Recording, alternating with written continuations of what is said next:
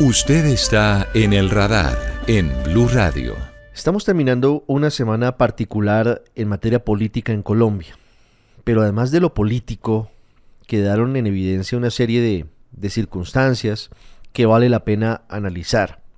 Estamos en la recta final del gobierno del presidente Gustavo Petro. Estamos exactamente a 18 meses de la entrega del poder y del cambio de mando presidencial, con una cantidad de problemas sin resolver, otros en proceso de agravamiento, algunos de ellos con actuaciones del gobierno, otros por omisión del gobierno. Y lo que pasó el martes de esta semana que termina dejó en evidencia lo que se ha venido sospechando y que algunos han tenido la oportunidad de vivir en carne propia. Al final, no estamos ante un gobierno habitual, un gobierno tradicional, con unas prácticas disruptivas, si se quiere, pero lo más serio y lo más grave que deja el reality en el que se convirtió el Consejo de Ministros del martes de esta semana, repito, es saber que pareciera que hay un gobierno sin rumbo, que no hay soluciones a los problemas, que no hay método para solucionar los mismos, y que se van las horas y que se van los días y los meses y los años en divagaciones y en discusiones que al final no solucionan los problemas. Al contrario, la inacción termina agravándolos. Una persona, como digo, que estuvo en esos consejos de ministros durante algunos meses fue Alejandro Gaviria, fue ministro de Educación de este gobierno y hoy, desde la orilla de la academia, de la opinión, emite conceptos críticos y analiza y recuerda lo que fue su paso por el gobierno del presidente Petro, fugaz paso por el gobierno del presidente Petro. Doctor Gaviria, gracias por estar con nosotros en el radar. Gracias, Ricardo, por la invitación. ¿Qué recuerda usted de los consejos de ministros cuando fue integrante del gabinete del presidente Petro? ¿Esto que pasó el martes pasó en su momento cuando usted fue ministro? En menor grado, sí, Ricardo. Recuerdo lo siguiente: los consejos de ministros eran los lunes en la tarde, se citaban aproximadamente a las 4:30, 5. Empezaban sistemáticamente 3 o 4 horas después de ser citados. Y yo decía, medio en broma, a mis compañeros de gabinete entonces, que había 2 tipos de consejos de ministros, y yo los llamaba tipo A y tipo B. En el tipo A, el presidente hablaba. Era una especie de soliloquio, en tono de regaño, no tan vehemente como el que ocurrió esta semana, pero algo de exasperación, voy a decirlo así. Y en el tipo B, el presidente estaba distraído, estaba en otro cuento, usualmente mirando su celular. Esos consejos de ministros que dirigió en la primera parte del gobierno Mauricio Liscano, que era el director de la APRE, tenían usualmente una agenda de 4 puntos. No hubo un solo consejo de ministros, Ricardo, donde la agenda se completó. O sea, eran divagaciones, especulativos. Yo en su momento, benignamente, creí que era un proceso de convergencia, un gobierno que se estaba encontrando, que acababa de llegar, que había una búsqueda, cada uno buscando su espacio. Algunos ministros, es usual, tratando de impresionar al presidente. Pero como un elemento ejecutivo, de administración pública, de toma de decisiones, de orden, de hacerle un seguimiento a las políticas públicas, no funcionaron. Todo lo contrario. Eran disfuncionales. Yo, Ricardo, después de 3 horas y media, 4 horas, me daba un poco de ansiedad. Y recuerdo que Cecilia López y José Antonio Campo se burlaban de mí porque yo salía del Consejo de Ministros, me iba al baño como a respirar, me echaba agua en la cara y volvía. Era muy difícil estar allí. ¿Se solucionó algún problema en un Consejo de Ministros mientras usted estuvo allí, doctor Gaviria? No. Recuerdo que estábamos en la ola invernal de finales del año 2022 y por alguna razón el centro de la discusión de los consejos de ministros durante 3 semanas fue la Unidad Nacional de Gestión de Riesgo. No por los problemas de corrupción que se conocieron después, sino porque el presidente quería que se hicieran unas ollas comunitarias en buena parte del país. Ricardo, y le dábamos vueltas y vueltas y revueltas a ese tema. Yo tenía una libretica donde tomaba nota sobre los consejos de ministros, ideas y tareas, listas de cosas que tenía que hacer. Y escribí un paréntesis en esa libreta y dije, llevamos 3 sesiones de consejos de ministros hablando de un sancocho. No sabemos esto para dónde va. Pues eso muestra muchas cosas que terminan siendo muy preocupantes, doctor Gaviria, porque ya llevamos pues 2/3 partes prácticamente del gobierno en esto.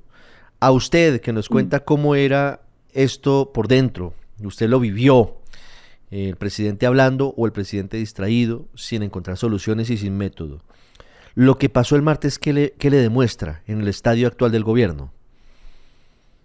Me demuestra que hay una inercia, que hay un estilo de liderazgo que tiene al gobierno atrapado en esta dinámica, que eso ha continuado, y que quizás la esencia y la causa de todo tiene que ver con eso, la forma como el presidente ha liderado los consejos de ministros, y yo iría un poco más allá, Ricardo, como ha liderado el gobierno.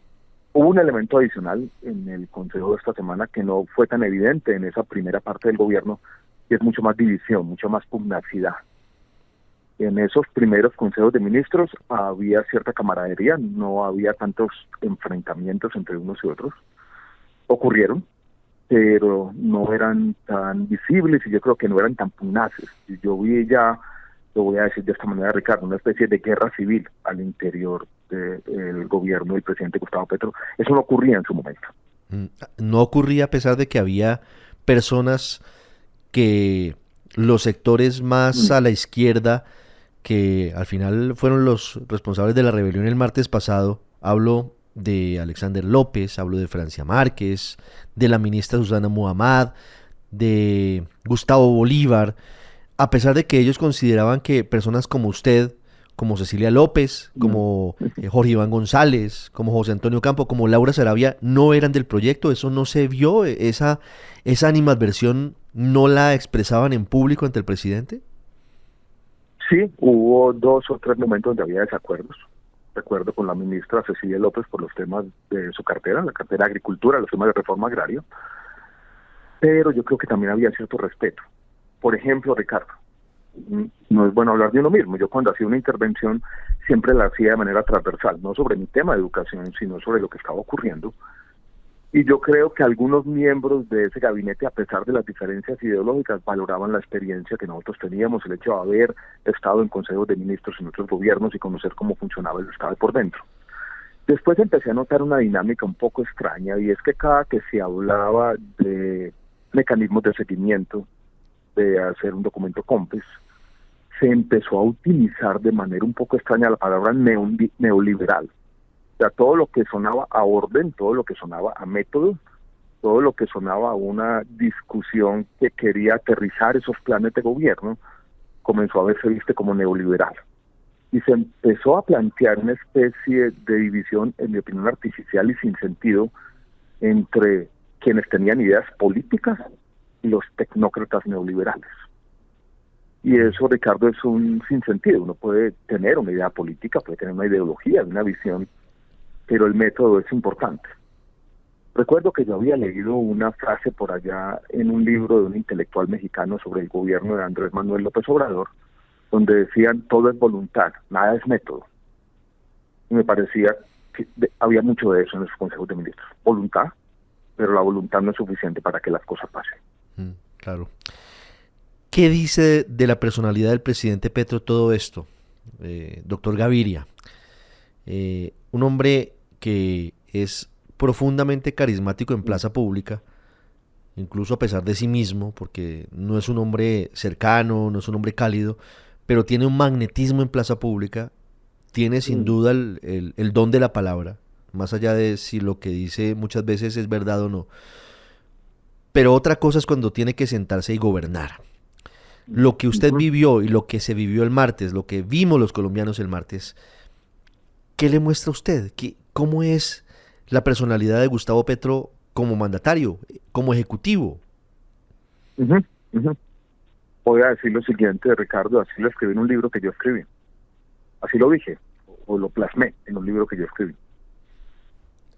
El presidente Petro le gusta hacer mucho énfasis en lo colectivo, en el trabajo en grupo, en esas ideas, en juntarse, en que la sociedad de alguna manera construye incluso desde abajo proyectos colectivos. Pero Ricardo, él es un lobo solitario. Y su atributo principal para gobernar no es ser un líder inspirador que una un equipo, que le transmita una visión. Su atributo principal es la palabra. Y ese es un atributo solitario. Muchas veces Yo pensaba que el presidente Petro trabaja como va en un avión, da un discurso en una plaza pública, vuelve y entra al avión y prepara el próximo. Es una vida casi como si fuera de una estrella de rock. Pero ni siquiera en el avión yo observé conversaciones sobre convergencia, sobre llegar a acuerdos sobre temas de gobierno, porque había divisiones en el margen, por ejemplo, que había que resolver. En el tema que me tocó a mí de educación, yo tenía una duda de que hacer sedes universitarias en containers, sin definir los programas académicos, sin definir una articulación con la educación media y sin tener una reflexión de fondo sobre los profesores, iba a llevar a elefantes blancos. Nunca pude tener una conversación franca con él sobre esto. Tuve 2 espacios en los 7 meses que estuvo en el gobierno. Pues yo no quiero utilizar frases que vayan a sonar irrespetuosas. Yo creo que todos debemos respetar al presidente como figura, pero era un liderazgo completamente disfuncional. Así es muy difícil en cualquier organización, no solamente en un gobierno, sino en cualquier empresa o una universidad o en cualquier emprendimiento.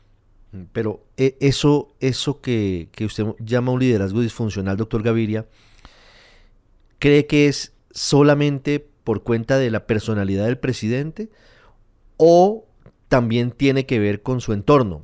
Y se lo pregunto porque uno de los detonantes de la crisis del martes fue precisamente el cargo de jefe de despacho presidencial.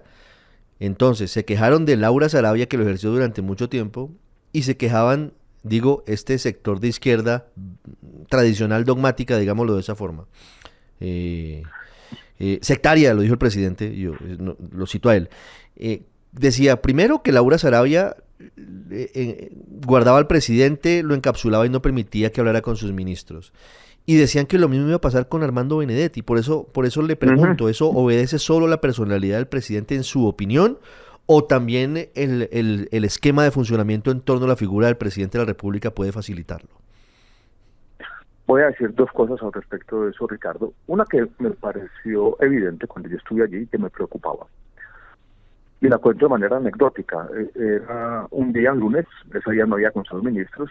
Llegué yo a presidencia a las 5 de la tarde, tenía una reunión con un grupo de funcionarios, no con el presidente. Y me llamó la atención en su momento, Ricardo, que no había nadie. Estaba desolada la Casa de Nariño.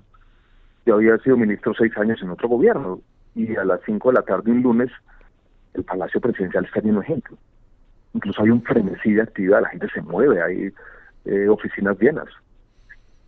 Y desde ese momento, Ricardo, pensé que también había un presidente sin presidencia, sin equipo. Él había tomado la decisión de que no quería consejero, ni quería nadie en presidencia, que no quería peleas palaciegas. Pero eso me llamó la atención desde el comienzo, que no había un equipo fuerte en presidencia y nunca ha existido, que coordine, por ejemplo, el seguimiento de las acciones de gobierno, que haga un seguimiento estricto del Plan Nacional de Desarrollo, que se vea un staff. La presidencia es muy importante y los asuntos de gobierno son complejos. Es el primero. El segundo, que ha existido desde el comienzo, esa división entre el grupo alrededor de Laura Sarabia y Armando Benedetti, que había sido cercano al presidente Petro en campaña, y su grupo más de quienes los habían acompañado históricamente. Esa división ha estado ahí, nunca ha sido resuelta, y yo creo que el presidente parece haber fracasado en resolver ese conflicto interno. A veces pienso, Ricardo, que el Consejo de Ministros de esta semana fue un intento del presidente Petro un poco extraño de decir, bueno, pues vamos a esto público. A ver si con una cámara y ante todos los colombianos ese conflicto se resuelve de manera sensata por parte de los diferentes miembros del gabinete. Lo que ocurrió fue todo lo contrario, que afloró de una manera grotesca casi. Claro.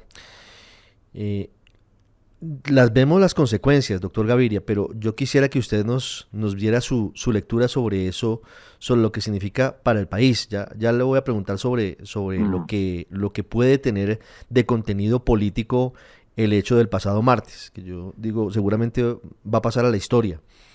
No por bueno, sino por lo que pasó y por las consecuencias, pero si estudiamos ciencia política o historia en 30, 50 años, seguramente vamos a acordarnos de ese día de febrero, de ese 4 de febrero del 2025. Pero un paréntesis, señor, Ricardo, no sí. solo para quienes estudian ciencia política o quienes estudian historia, sino para quienes estudian administración pública. Yo en la escuela de gobierno, en una escuela de gobierno, pondría, aparte de este Consejo de Ministros, como una especie de enseñanza de cómo no hacer las cosas. Sí, evidentemente es un caso de estudio lo que pasó el martes. Es un caso de estudio, es un caso de estudio. Evidentemente es un caso de estudio. Sin humor, no estoy ironizando. No, en serio, no, de verdad, eso es, supera cualquier análisis de ciencias políticas que se haya hecho hasta ahora y creo que incluso vale la pena hacerlo y seguramente lo van a hacer desde la academia a partir de ahora. Doctor Gaviria, pero le preguntaba sobre los efectos para los colombianos de esto, de lo que vimos, porque el rancho está ardiendo y lo sabemos, entonces... con anuencia del gobierno, con impulso del gobierno o por omisión del gobierno, estamos en una situación complicada en muchos ámbitos. En el ámbito de las finanzas del Estado, ni hablar de la salud que va en una carrera sin control hacia un colapso, pareciera lamentablemente de forma inminente. El sistema eléctrico a punto de empezar cortes de energía. El sector gasífero ya ve consecuencias porque no se trabajó con juicio buscando nuevos yacimientos y ya tenemos el golpe del 36% de aumento, por ejemplo, en el gas natural residencial para millones de colombianos. ¿Cómo afecta la vida de los colombianos, de todos nosotros, el hecho de que quienes son los encargados principales de tomar decisiones en materia política, manejar lo que significa las políticas de Estado en torno a la resolución de problemas estén enfrascados en esto? Bueno, le hablo de la paz, le hablo del conflicto, le hablo del Catatumbo. Hay muchas aristas hoy que están en líos grandes. Muchas. Y el gobierno está enfrascado en esto. Este año empezó con grandes desafíos: el Catatumbo, la relación con Estados Unidos, que es un problema para cualquier gobierno serio del mundo. ¿Cómo vamos a lidiar con Trump? El sistema de salud se está haciendo pedazos. El sistema eléctrico va por una trayectoria similar. Todos esos problemas afectan a los ciudadanos. Y yo voy a decir una palabrita que he utilizado, Ricardo. Ante la inacción, ante esa falta de liderazgo, la destrucción es inminente. O sea, lo que surge de aquí es inacción destructiva, voy a llamarlo de esa manera, que tiene consecuencias directas sobre la vida de todos. En la salud es evidente, en los servicios públicos lo va a hacer, ya lo está haciendo, tú pones un ejemplo. En energía eso va a afectar tarde o temprano las finanzas del Estado y por esa vía afecta los ingresos de todos. Lo que me parece a mí más complicado, Ricardo, es que la impresión última que me quedó a mí, después de ver pedazos, porque no fui capaz de verlo todo, es que es como si el gobierno ya hubiera fracasado y que vamos a entrar en una especie de año y medio de inacción destructiva, de inercia, y eso tiene consecuencias para todos. Sí, ese es el escenario más complicado porque en la práctica pareciera que el gobierno da por terminado su mandato y a eso va mi siguiente pregunta, doctor Alejandro Gaviria, porque de manera para mí sorpresiva, en ese Consejo de Ministros en vivo y en directo, el presidente Gustavo Petro rompe con las bases que lo han acompañado históricamente a hacer política, con la izquierda tradicional, rompe con Jorge Rojas, con Augusto Rodríguez, rompe con a los que él llama sectarios, les enrostra que no le dieron más de 1,5 millones de votos de los 11 que obtuvo y que lo llevaron a la presidencia, y dice el presidente Petro que tiene que volver a los múltiples colores, con todos los sectores políticos, y vuelve y dice que los ministros tienen que trabajar con los congresistas de todos los partidos, y tiene a su lado izquierdo a Armando Benedetti como jefe de despacho.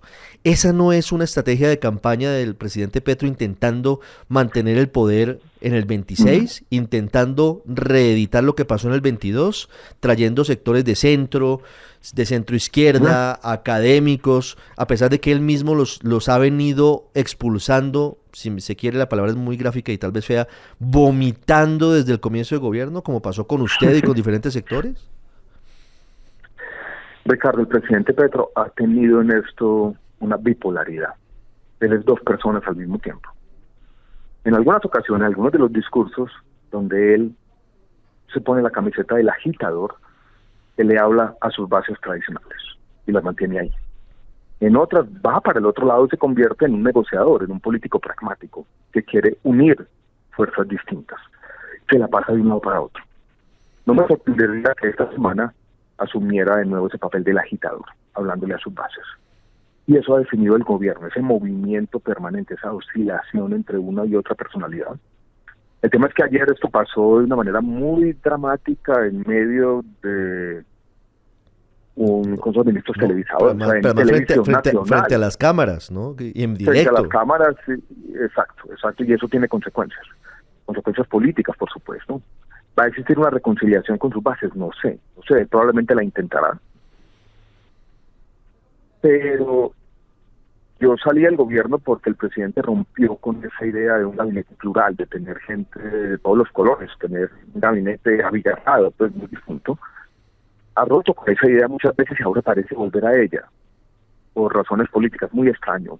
Yo ese movimiento no lo entendí, y ese tipo de decisiones políticas generalmente que son difíciles, que tienen que obedecer a una estrategia, no se toman de una manera improvisada en televisión nacional. Esto no sé, estamos en un terreno inédito, Ricardo. Muy extraño todo esta vaina. Sí, tendremos que estar pendientes al desarrollo de la historia porque seguramente que este es el primero de muchos capítulos de esto que tiene mucho de fondo, que a pesar de que... Mucho de fondo. Sí, tiene mucho de fondo a pesar de que la forma a veces le quisiera mostrar, y las redes sociales obviamente, y la mamadera de gallo, si me permite la palabra del colombiano, lo convierte en memes y lo trivializa un poco, termina teniendo muchos mensajes de fondo y consecuencias serias para todos los colombianos. Así que faltan muchas fases. Yo quisiera, sí, como decir lo siguiente, yo he estado en esa sala de Consejo de Ministros, es una sala donde se han tomado muchas decisiones.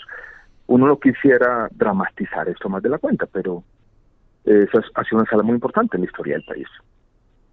Ahí hay un cuadro de Bolívar, ¿no? Y hay cierta solemnidad, ¿no? Cuando uno estaba en un Consejo de Ministros, me sentía que había una representación del Estado, el presidente también representa a la sociedad. Esas formas que acompañan a los gobiernos, que uno podría criticar, esa pompa de aquí y allá, son importantes de alguna manera. Yo creo que eso también se perdió. Esa desacralización absoluta de ese lugar que se convirtió por algunas horas en algo muy distinto, en una especie de, no sé, de escenario casi circense. Sí. Sobre eso, doctor Gaviria, ¿usted cree o está de acuerdo con quienes consideran que este espectáculo pudo incluso minar la majestad presidencial en Colombia? Es decir, que el hecho de que quien sea que ocupe la presidencia tiene un lugar especial de respeto, de importancia y demás para los colombianos. Yo sí creo, y esa majestad presidencial, que uno podría ironizar sobre ella también. El humor es importante en la vida pública. Tiene mucho que ver también con la confianza pública en las instituciones del Estado. Y la confianza pública en las instituciones del Estado es un activo fundamental para la democracia. Entonces, que se pierda completamente esa majestad presidencial, para mí no es bueno. Sí, es un mensaje complicado y faltan, como digo, capítulos de esta historia. Doctor Alejandro Gaviria, quiero hacerle una pregunta para finalizar, que no tiene que ver con esto, tiene que ver con su futuro. ¿Ya hay futuro definido de cara a la política, a las elecciones del año entrante? ¿Hay intenciones de volver a lo público? Yo tengo intenciones de seguir participando. Todavía no he tomado la decisión de qué manera, por ejemplo, en qué partido voy a estar o cómo voy a jugar, pero voy a jugar, Ricardo. Quiero participar y quiero estar ahí, quiero hacer parte de este debate. En estas primeras de cambio, aquí al mes de mayo y junio, lo más importante es conversar entre los diferentes candidatos con los que yo comparto cierta visión de la sociedad y estar ahí en la refriega, en la pelea. ¿Ya definió si va a aspirar a la presidencia o al Congreso? Todavía no, es una decisión que tomaré por allá en junio y julio. Bueno, pues estaremos pendientes de esa decisión. Y dependerá de cómo se dan las circunstancias y las conversaciones y las posibilidades, cómo se visualizan. Es cierto, es momento de reuniones, de cafés, de almuerzos para definir cómo se van a alinear las fuerzas rumbo a las elecciones del 26. Siempre decimos que son importantes, históricas, pero yo creo que esta vez serán incluso aún más importantes, trascendentales, diría yo, para para los colombianos. Doctor Alejandro Gaviria, No son sin ninguna duda. muchas gracias No por son estos sin ninguna minutos, señor. Gracias. Gracias, Ricardo. Abrazo fuerte. Abrazo también a todos nuestros oyentes. Usted está en El Radar en Blue Radio.